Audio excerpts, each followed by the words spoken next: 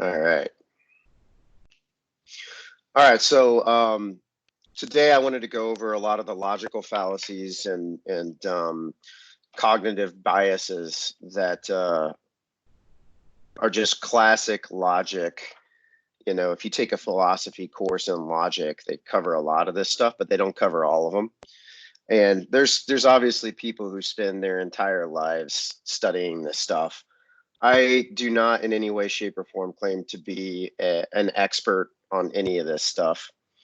And I am vaguely familiar with most of them, but there's a lot on this list that, you know, I haven't read about in years. And so you'll have to forgive me if we're like looking at something and I have no idea what it is. And then the other thing I would say is if there's anybody on the line that is more familiar with a specific fallacy that wants to talk to it a little bit deeper than myself, then please feel free, because like I said, I'm hardly an expert on it. There's people that will dedicate, you can see there's hundreds of them, right? Just on the list of fallacies. And then when you start talking about cognitive biases, which is kind of related, right? There's another list of, you know, hundreds or thousands of them, right? And these are very important to know as well. The other thing that's kind of cool about the cognitive biases is just the fact that if you're familiar with them, you're less likely to fall into them. And that's why I think it's important to kind of study these, is that if you're familiar with how the fallacy works, then you're much less likely to actually get burned by it. Let me make sure everybody's muted. If you want to talk, feel free to come off mute, but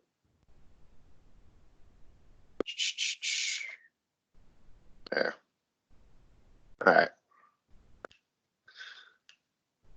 All right, so we'll just start at the top. And the formal fallacies are probably the most important to be aware of, right? So this appeal to probability, a statement that takes something for granted just because it probably is the case. This is like the classic Sherlock Holmes thing where, you know, no matter how improbable, if it's the only potential answer, then it clearly is the answer. I think most people understand conceptually that it doesn't matter if it's 1 in a million. This might be the 1 in a million, right? Argument from fallacy assumes that if an argument has some conclusion that's fallacious, the conclusion is false. So just because somebody's using a terrible argument doesn't mean that they're wrong, basically. Base rate fallacy. So this is where, this one is a little bit more sophisticated. This is where, rather than do the full analysis on the specific situation, you're just using the primary probability that something might occur. So if there's a 50-50 chance that you're gonna, you know, wreck your car today, right? It doesn't, and you just make your prediction based on that 50-50, you know, probability. You're not taking into consideration all the other mitigating factors, like maybe you're drunk and you haven't been driving in the last 6 months, and you have 6 screaming kids in the car. These are all mitigating factors that contribute to the probability of you wrecking your car on that given day. So maybe the base probability of wrecking the car is 50-50, but with all these other mitigating factors, it bumps it way up to 99%. All right. Conjunction fallacy, assumption that the outcome simultaneously satisfied multiple conditions is more probable than an outcome satisfying a single one of them. Just because you have multiple things saying that something's going to happen doesn't mean that it's more likely. It's just as possible that the one that only has one thing pointing to the potential outcome is just as realistic. This masked man fallacy, substitution of identical designators in a true statement can lead to a false one. This one is complicated, and I had to read this one in order to like conceptually understand what they were talking about. You know, and if you want to get into more detail with it, you can read through the examples here, but it basically boils down to just because you swap out premises or components of a premise does not mean that the conclusion is still true, right? It's basically false. It's basically just completely false reasoning, right? Like, I know who X is, I don't know who Y is, therefore X is not Y, right? These two things are not connected, and there's an implication by the conclusion that they are connected. If anybody knows how to explain that better than me, please feel free to jump in. Propositional fallacies, affirming a disjunct. That one disjunct is a logical disjunct must be false because the other disjunct is true.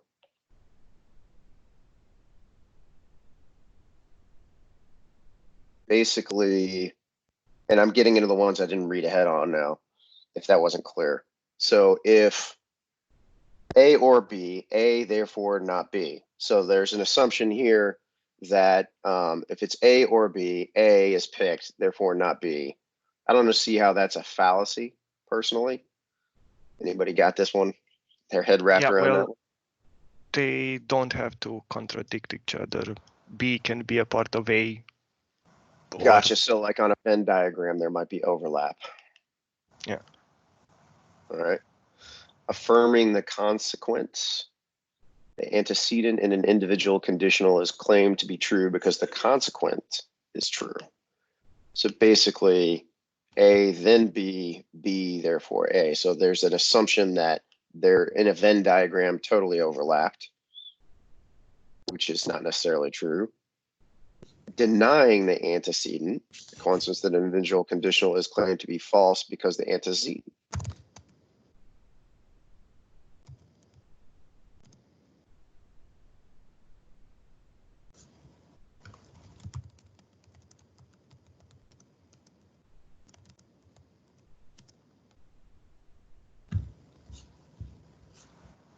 I think we lost you, Keith. I think it's typing. No? Oh, that's someone else. Yeah, I think we lost him.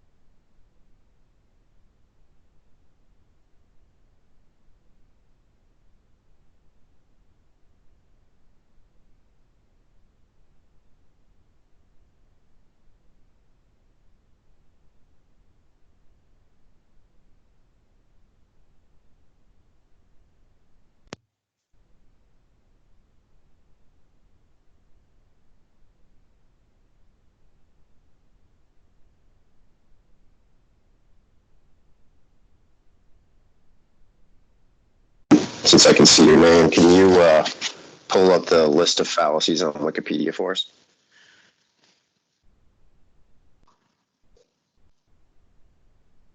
If you can hear me. We can hear now, but We can hear you, but we didn't hear that first part. Oh, yeah. All right. So my computer blue screened to death on me, so it kicked me out.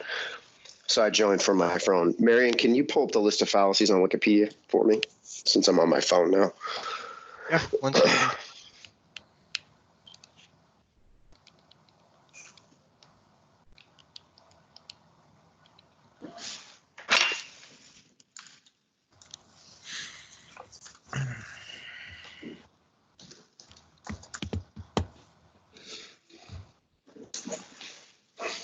Does anybody have a favorite fallacy they want to like jump to?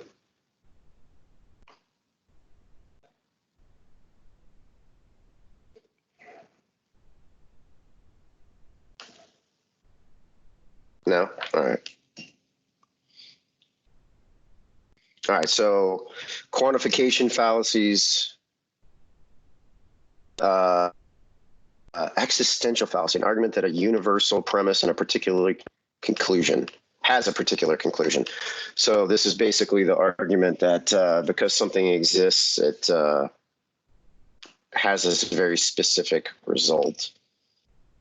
So A causes B, B therefore A. So just because A causes B, B is proof that A occurred, if that makes sense. And that's a fallacy because there might be multiple reasons why B occurs.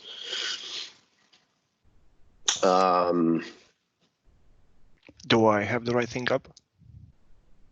Yeah. I was up a little bit farther than you, but I think you do. There's a page that's called just list of fallacies. Yeah, you got it. There you go. Quantification fallacies is where we're at. All right. And then, so that was the existential fallacy.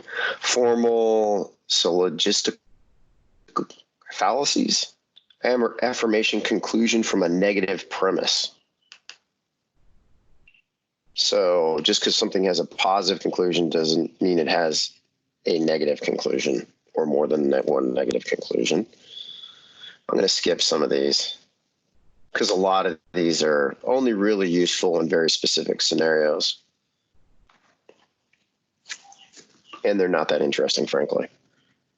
Illicit major, illicit minor, who cares? If you skip down to the informal ones, these start getting a little bit more interesting, and some of them are somewhat controversial, so we're not going to dwell on them. Argument to moderation, assuming that the compromise between two positions is always correct, right? So the assumption that if you're compromising, then you've made a good decision, and honestly, I think everybody can understand why that's a fallacy, because sometimes people are one side is wrong. Continuum fallacy, improperly rejecting claim of being imprecise for being imprecise. So this is something in statistics that's really important, just simply because of the fact that statistics are imprecise. They're incredibly imprecise. And most people that question the results or the predictions of a statistical model are falling into this continuum fallacy trap, where just because I can't tell you exactly what's going to happen, you're going to say, well, he doesn't really know what he's talking about. And we've seen a lot of this in the last, 3 to 4 months, right? A lot of the experts telling us this is a big deal, and people in positions of authority using this fallacy. Correlative basis fallacies, that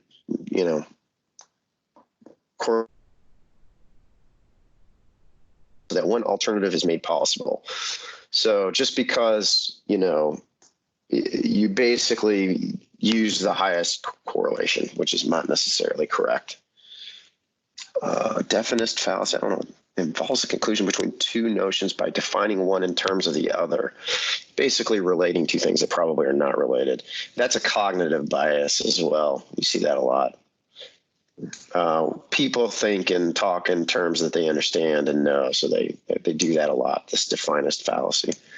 Divine fallacy, I'm going to skip just because I don't know what everybody's belief systems are here. I'm sure there's somebody on the line that believes in aliens and paranormal stuff. Double counting events or occurrences more than once in probabilistic reasoning. So,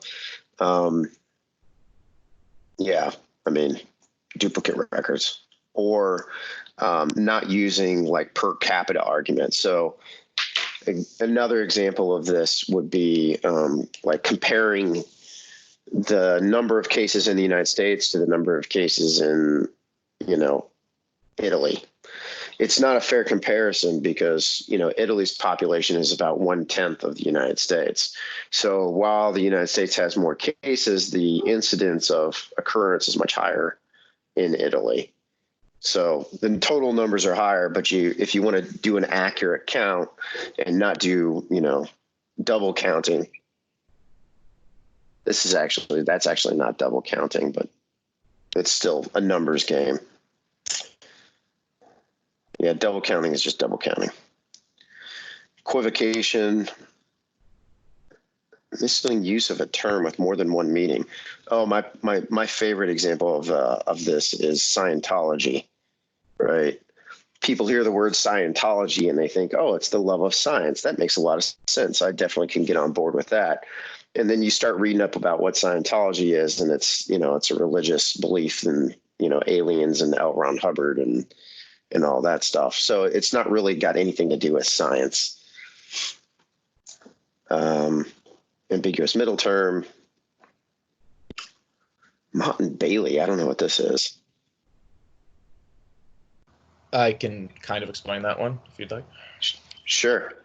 So a Mott and Bailey is a sort of, it's something people do during arguments where they universalize something when it's convenient, and then they retreat to a more logically sound position that no longer reinforces their original argument very well, but the switch is subtle. So like the term actually references old medieval castles, because you had a Mott and a Bailey, which was like an internal defensive structure, and then sort of the wider courtyard area.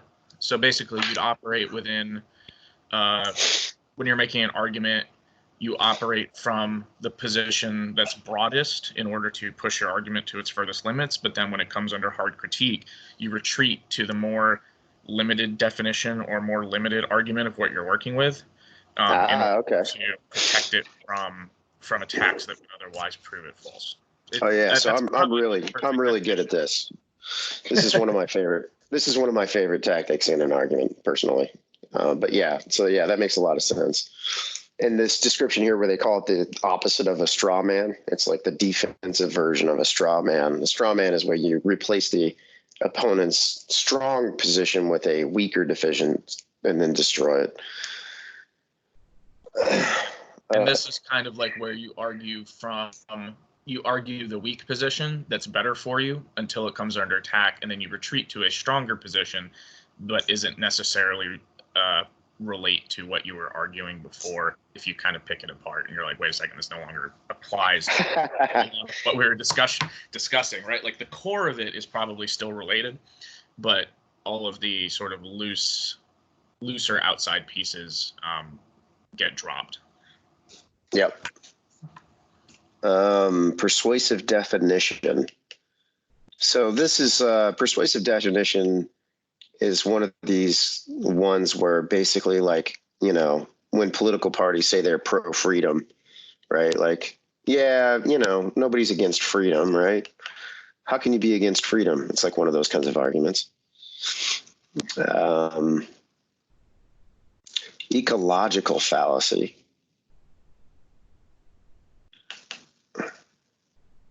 Inferences about the nature of specific individuals. Okay, so this is just a generalization fallacy.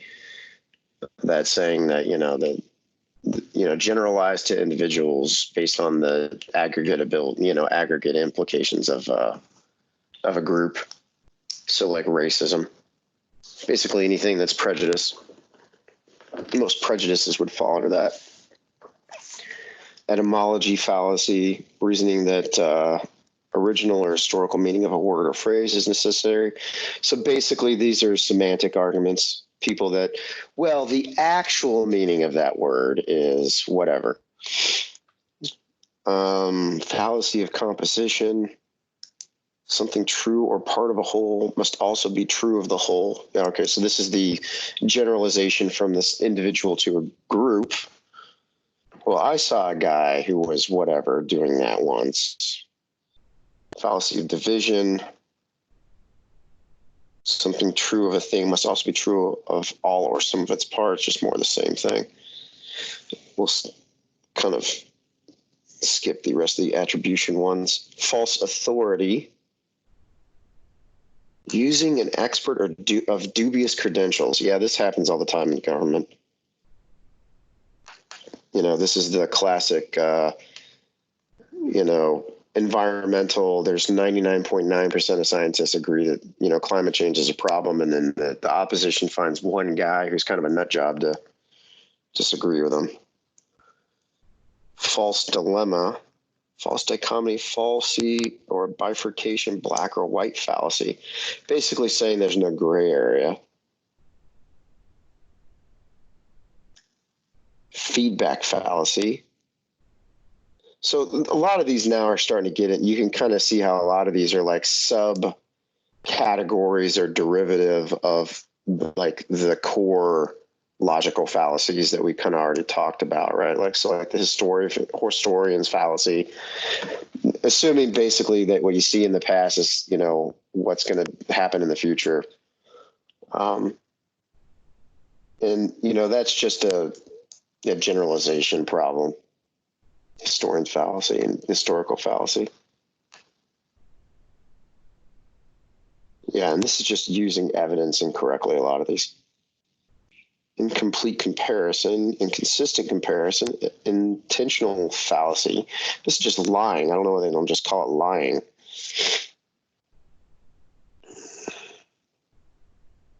Yeah, not taking into account that the fact that the person you're getting the information from might be lying.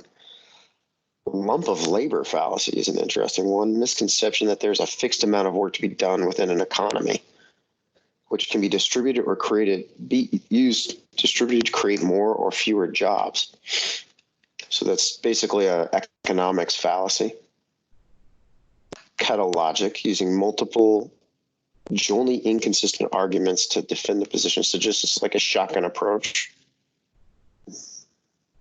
This sounds like this one is, you know, controversial.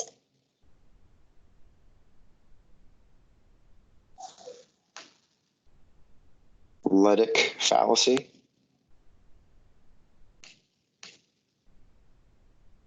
Failure to take into account that unknown unknowns have a role in determining the probability of events taking. This is like the conspiracy theory fallacy. Making a decision based on quantitative observations, discounting all other considerations. So basically only using data. McNamara fallacy. That's a good one to know. So if you have a forecast that says, 1, 2, 3, if you were to try to project, the impact of coronavirus based purely on data 3 weeks in, you never would have been able to predict this if you tried to use just the data. But people that used historical references for how pandemics work were very easy to recognize the potential for this thing. But if you fell into the McNamara fallacy, you would have ignored those people. Mind projection. But this part isn't really a fallacy because it's not a matter of making decision of quantitative of observations. It's because you're limited yourself to a few observations. So the more you have, the better. It's more of you're not taking account all the data you have at your disposal. Yeah, right? I think that's fair. Yeah, I think that's fair. Saying that if you treat the historical basis as data, then yeah, I think that's fair. Mind projection fallacy. So I had a bad example.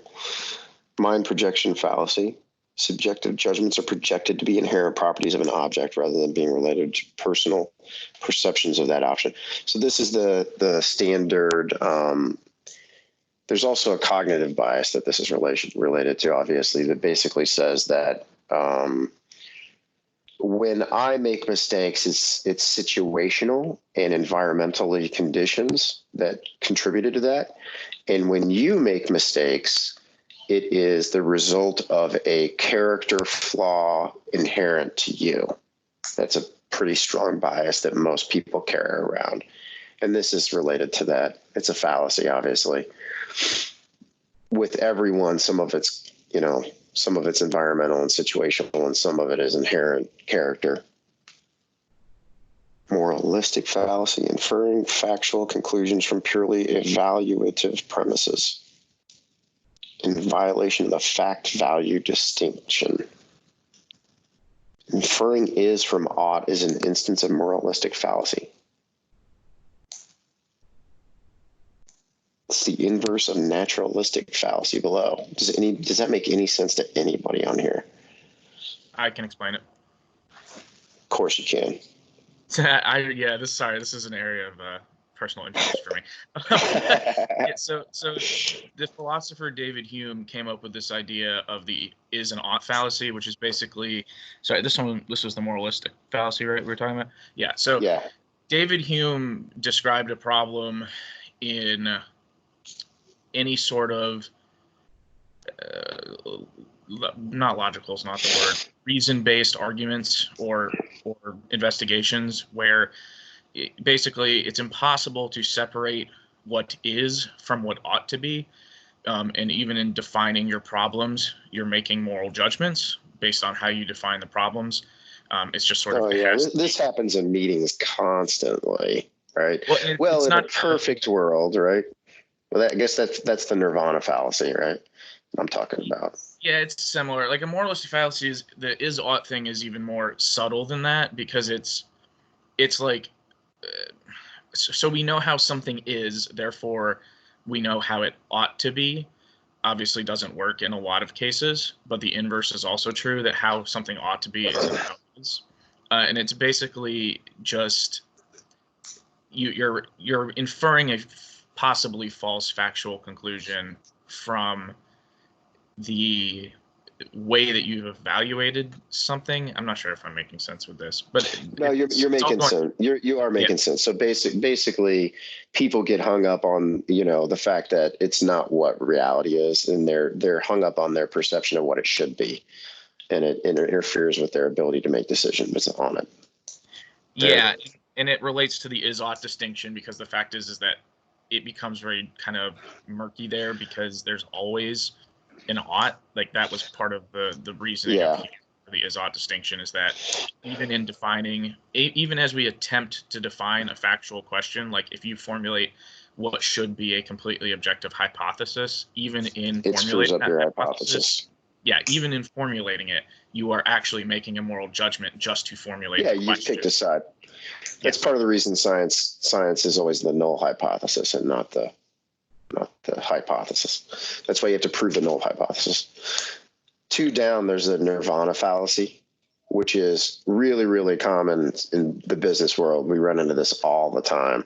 In fact, I might actually start calling it out when I see it now that I know the exact name. But the, solutions to problems being rejected because they're not perfect. Like this is the most common phrase I hear is associated with this one is just the best is the enemy of better. So make the decision. It's one of our core corporate, values here too, right? Make the decision, move it forward, make progress. Don't let the fact that it's not perfect stand in the way of making it better. So I really like this fallacy's name. I'm going to start using that, especially since it's Nirvana. And then the one right above that I skipped just because I wanted to talk about Nirvana. The moving the goalpost, this is like the standard. Everything you've done in the past is irrelevant. This is like the classic, you're only as good as your last hit. You're only as good as your last fight kind of thing. And, this is standard corporate goal setting too, right? So as we go into like our season where everybody's setting goals and whatnot, you can basically just wipe the slate clean of everything you've accomplished in the last year. And now your next year is going to be judged based on what you accomplish. And we always end up moving the bar on all the stuff. Just because from a business management perspective, that's the expectation, is that you're always improving. Because that's what the investors expect. Now, is that a fallacy? Yeah, I mean, because it might not even be possible to get any better, but that doesn't mean we can't try. Proof by assertion. The proposition is repeatedly restated regardless of contradiction. Oh yeah, so this is just somebody who's not listening. We'll just say it over and over again. We have a very prominent politician in the United States that uses this a lot. Prosecutor's fallacy, a low probability of false matches does not mean a low probability of some false matches being found. So this is why you can't use lie detector tests, basically, even though they have a 90% accuracy rating. There are people that it doesn't work on. Proving too much.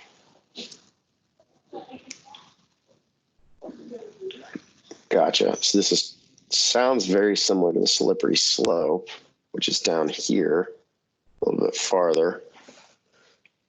And I think everybody conceptually understands the slippery slope fallacy, where you just take something too far. This sounds like the opposite of the slippery slope, where you, rather than disproving, you're proving. Psychologist fallacy. This is the fallacy where if you're a psychologist, you're false. That's a joke. An observer presupposes the objectivity of their own perspective when analyzing a behavioral event. Yeah. This basically just assumes that as an observer, you're neutral, and you're not. Referential. Referring to a no real object, or that the meaning of words often comes from how they are used. Gotcha. So this is oftentimes like people that are offended by words fall into this pretty often. I'm not going to use any examples, but I'm sure you can come up with one. Reification, concretism, hypostatization, the fallacy of misplaced concreteness. So basically putting more confidence in specific things than you probably should.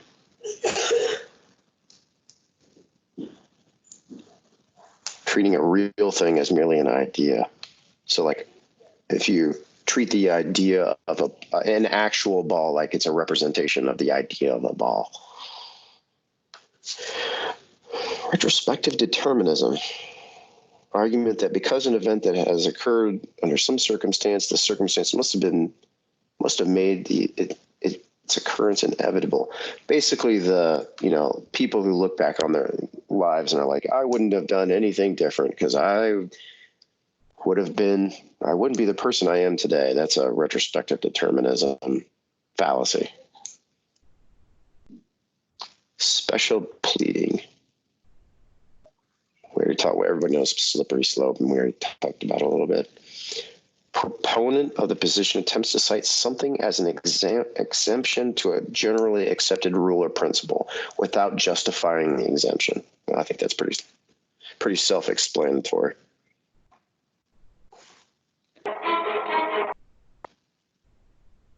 Right. The faulty generalization, we're going to skip them because everybody knows what generalization is. There's some specifics. Example, cherry picking. Everybody knows about cherry picking. Just picking the evidence that supports you, that kind of stuff. Questionable cause. Yeah, this is like, oversimplification. Gambler's fallacy falls under this. Magical thinking. Regression fallacy. Basically, most of these are overgeneralizations or misuse of a general principle that is true. The gambler's fallacy is probably the most, well-known.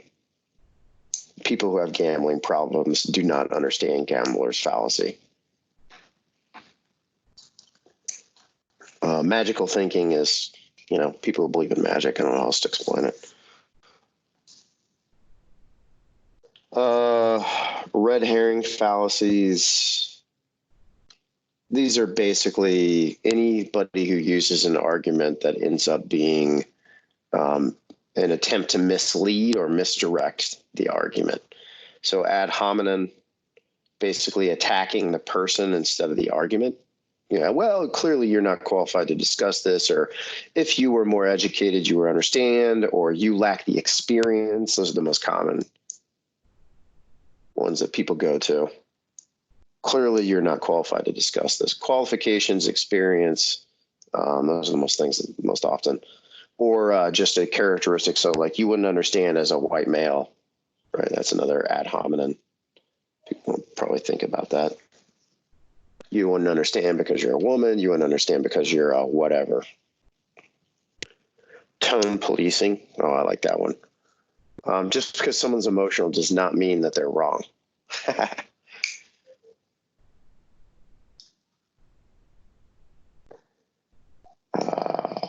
appeal to authority, which is not logic.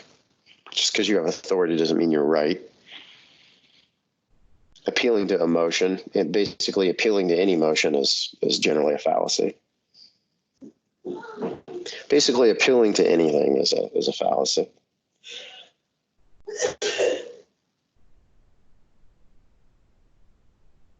Chronological snobbery.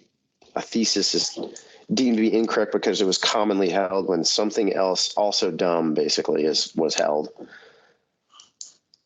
So, oh well, people back then also used to think. Whatever. Genetic fallacy, basically just racism.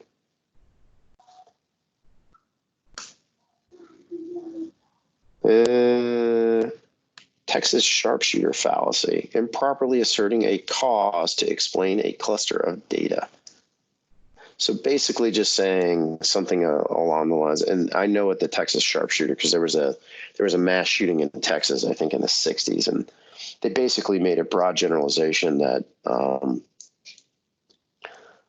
about guns in Texas as a result of this one incident that occurred a long time ago. A large amount of data at their disposal, but focuses only on a small subset of their data. Right. And there's a pretty good example there. Vacuous truth, a claim that is technically true but meaningless. All right. That was a high-level, quick run-through. And, people, like I said, they spend their whole lives, studying these fallacies. But I would highly recommend everybody at least be superficially familiar with all of them. Let's look at some of the cognitive biases now. Pull that up. Hey, Marion, there's a list of cognitive biases page if you want to find that one.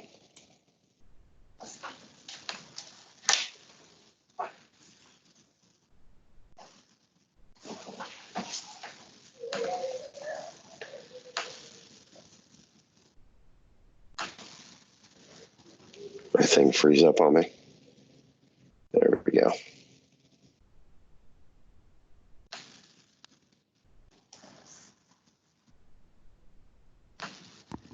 Would this do? Yeah, that'll work. But here, I got it. Let me join here on my other.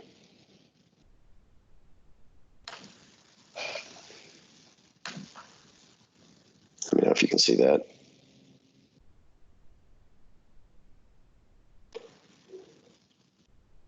Yeah. All right.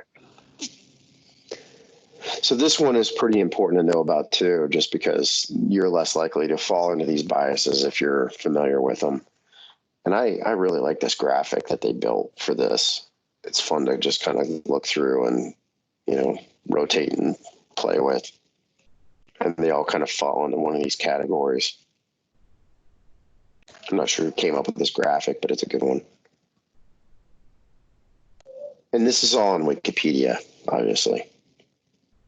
I'm going to skip most of these just because there's a lot of them, as you can see, right? There's just pages and pages and pages of them.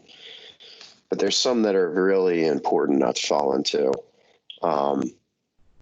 So like the one that a lot of people are familiar with is availability heuristic, but this is like the classic example of like people think that plane crashes happen a lot because they're in the news.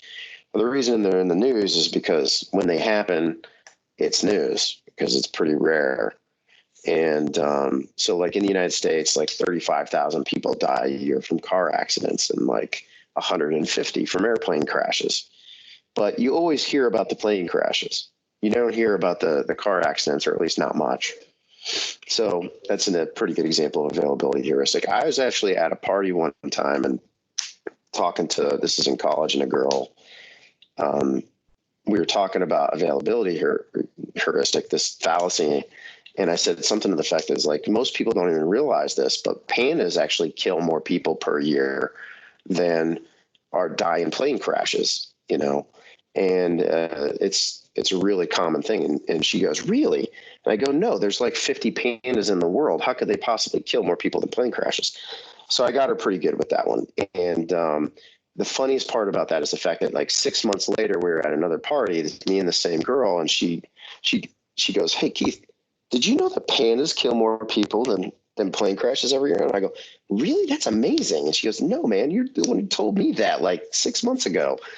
So she got me with my own joke. So now every time I run into that lady, she asks me how the pandas are doing. Automation bias. This is another good one to be really familiar with. It's just this tendency to depend excessively on automation systems that can lead to erroneous automated information and overriding of correct decisions. Right. So this is particularly a problem in statistics and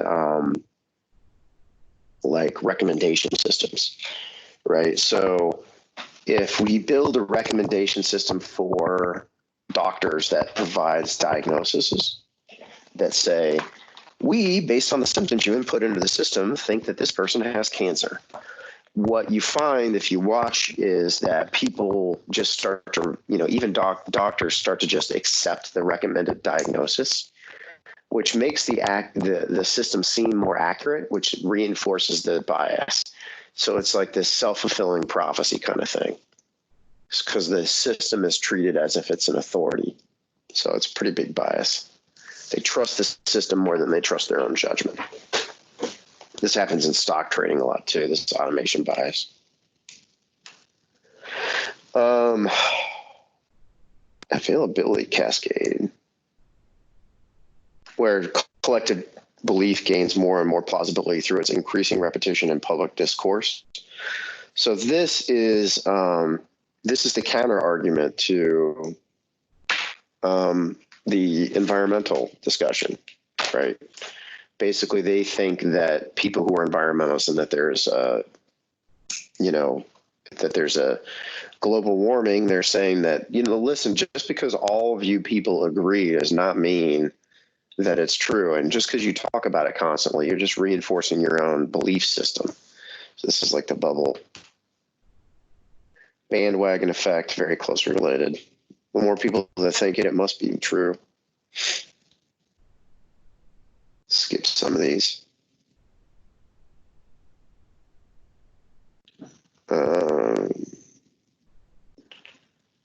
Clustering illusion. The tendency to overestimate the importance of small run streaks or clusters in large samples of random data. Seeing phantom patterns. So like the roulette wheel thing where you see it goes red 5 in a row. And this is like similar to the gambler's fallacy. There must be a pattern here. The guy who always sees the number 27 everywhere. If you've ever seen that Jim Carrey movie. Confirmation bias. I think most people are familiar with that. Basically, you have a tendency to search for and interpret and recognize stuff that reaffirms your own beliefs.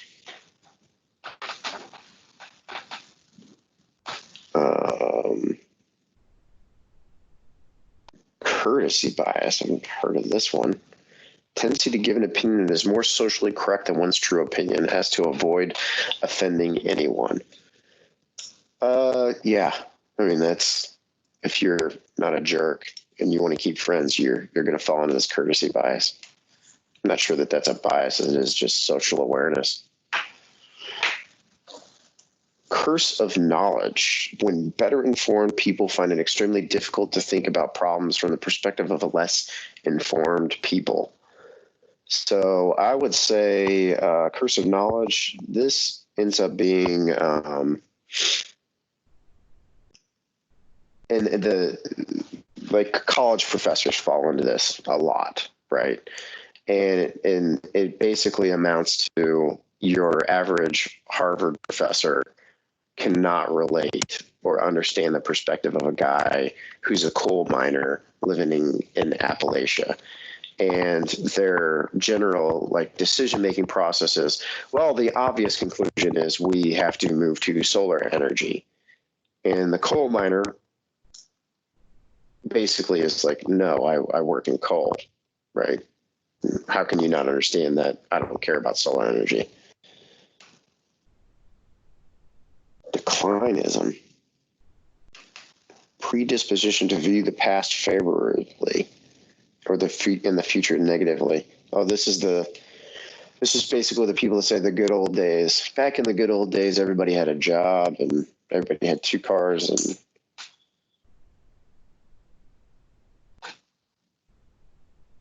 dread aversion. I'm cherry picking which ones I want to talk about. So if anybody has one they want to focus on, let me know. We're not even into the G's yet. Groupthink. This is like, I love this one because it's the classic, like, never underestimate the stupidity of large numbers of people.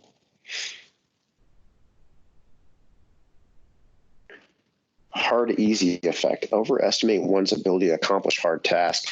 I fall into this a lot personally, right? I have a tendency to oversimplify incredibly difficult things.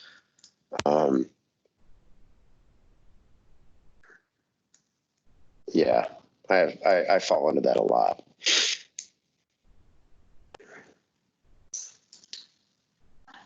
Hindsight bias. This is the Monday morning quarterbacking thing. Hostile attribution bias. You see this in office settings a lot. Brackett was particularly bad about this. And it's also, and again, another one of our core values in the Sigmund Health is, assume good intent. You hear Nolte say that all the time.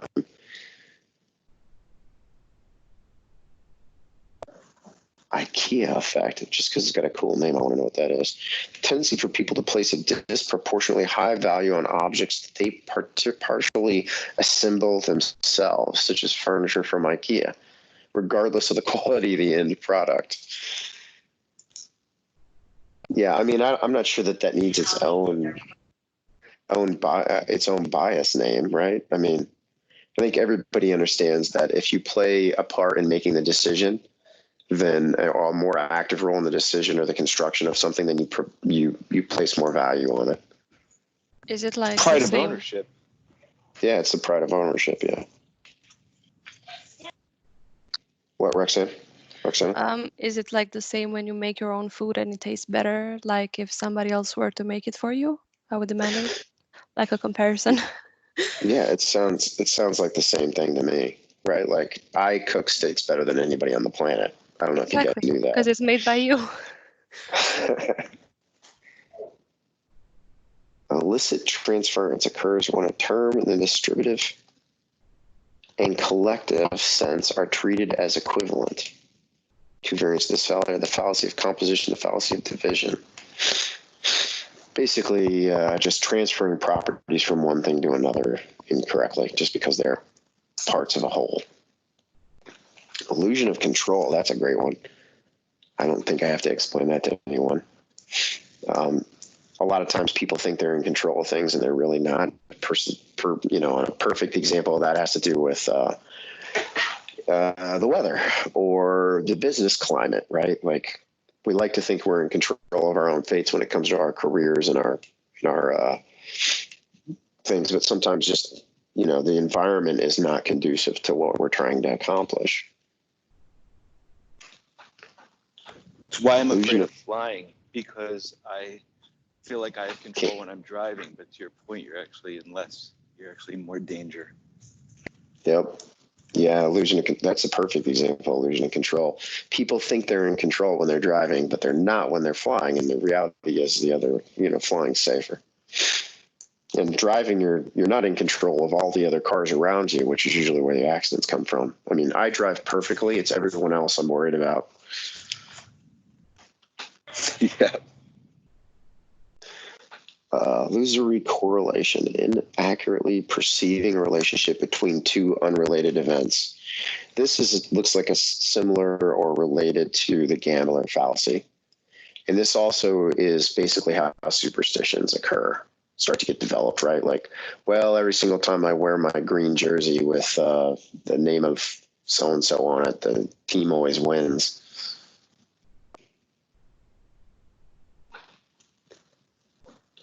Insensitivity to sample size, but basically just not recognizing the fact that you don't really have that many examples.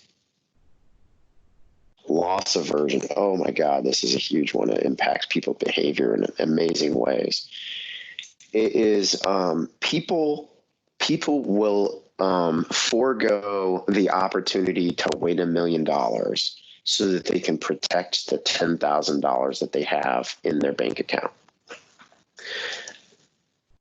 Right. And there's also the inverse of this, which is basically the, and I don't know what it's called, but I'm sure it's on this list, which basically says it's kind of like a grass is greener thing where they're willing to risk the little that they have for a much better opportunity when it's not necessarily, a good trade-off. And different people fall into different biases, obviously, which is why they can both be there. Moral credential effect. When someone who does something good gives themselves permission to be less good in the future. That's fascinating. Well, yeah. I'm sure everybody can think of an example where they've done this.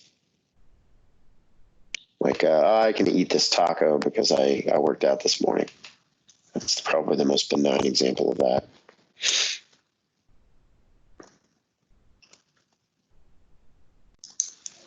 Normalcy bias. Oh my God, how applicable is that to right now? Refusal to plan for or react to a disaster which has never happened before. Right. Nobody alive today has seen a pandemic of the category that we're seeing right now. But is this a refusal, though? I mean, this is something you've never come across. This is more like not having the resources, perhaps, I'd say. No, I mean, the guys that are on spring break down in the beach. Yeah, those, yeah. They're definitely falling into this bias. Yeah, I see. There's a middle ground. There's a middle ground too, obviously, where people are not reacting strongly enough. And, just like every other bias on this list, there's basically an inverse of this where people overreact to the disaster, which has never happened before.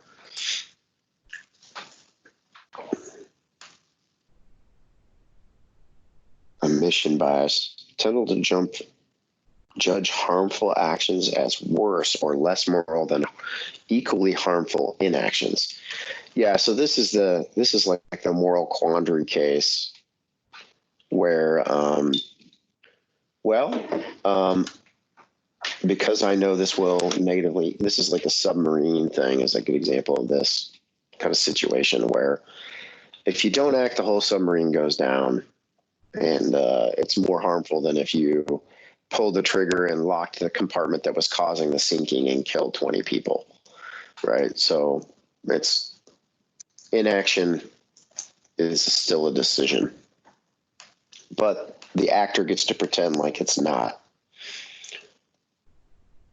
Optimism bias, the tendency to be over-optimistic, underestimating greatly the probability of undesirable outcomes and overestimating the favorability of pleasing outcomes.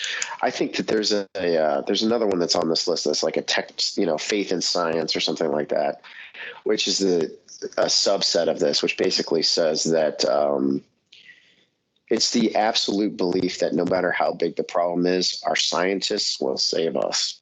Right, like if an asteroid's coming towards us, we'll pull the move from Armageddon and send a rocket to blow it out of the sky, and it'll save us. Or like the environmental stuff that some scientists will come up with some sort of like magic potion that will prevent the ice caps from melting or whatever. Ostrich effect. Go ahead. I wanted to say that I'm probably guilty of that in the context of this pandemic. Hopefully, just thinking that some bright mind will come up with a vaccine or something, and hopefully sometime soon as well. Yep. So I'll be April 1st when the spring comes. When it gets warm out, these things just go away. Let's just hope it's not April Fools or anything. Yeah, well, I can guarantee there's going to be April Fool's jokes that get put out there like, coronavirus was all a hoax, and then there's ostrich effect. I would say that this is kind of a subset of that earlier normalcy bias. Overconfidence effect, exercising confidence in one's own answers to questions. For example, for certain types of questions, answers that people rate 99% certain turn out to be wrong 40% of the time. I never fall into this personally, but I've heard of people who are overconfident in their answers.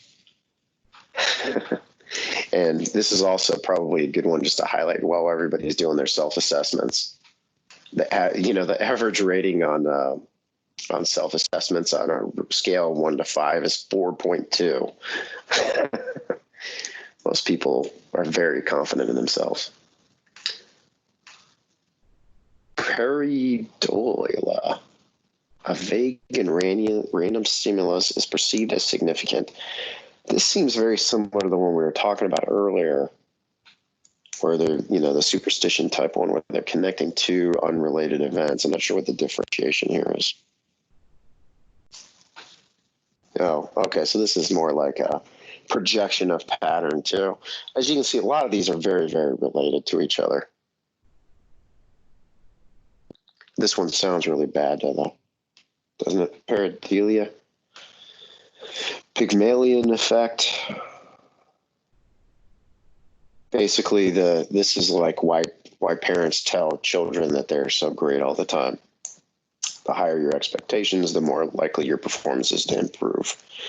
And the more positive reinforcement you have also has an effect on your performance.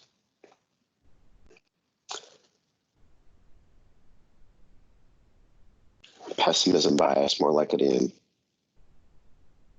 overestimate the likelihood of negative effects. Let's see, we got 2 minutes. Anybody wants to specifically talk about? We could do a full year just talking about one bias at a time. Social comparison bias. This is the keeping up with the Jones effect.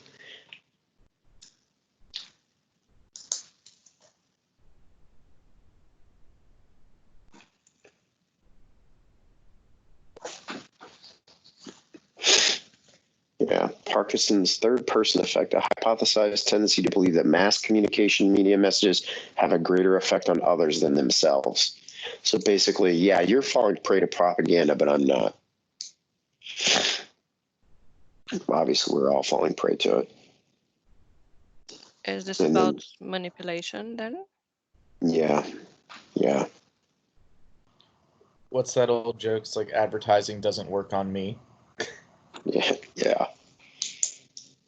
And that's why I have a Ford, whatever, and an Xbox, and we didn't even get halfway through this list, right? This one is, if you've never seen the Milgram experiments, the tendency to attribute greater accuracy to the opinion of authority figures, and there's another one, the actor-observer bias. Right. So if you've never read or seen the Milgram experiments, I highly recommend you read up on them and watch the videos of those, because they're terrifying. All right. Well, I'll close it up for today. Hopefully this has been moderately entertaining and informative.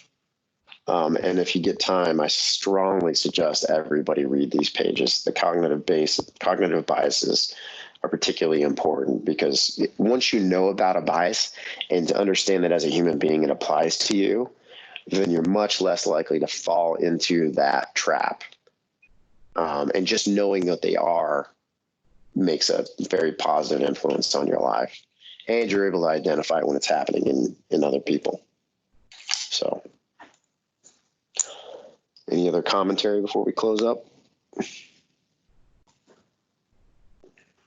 All right. Thanks everybody for joining. I hope you all enjoyed it. Have a good day. Thank you. Bye, guys. Thanks. Bye bye. Thank you. Bye.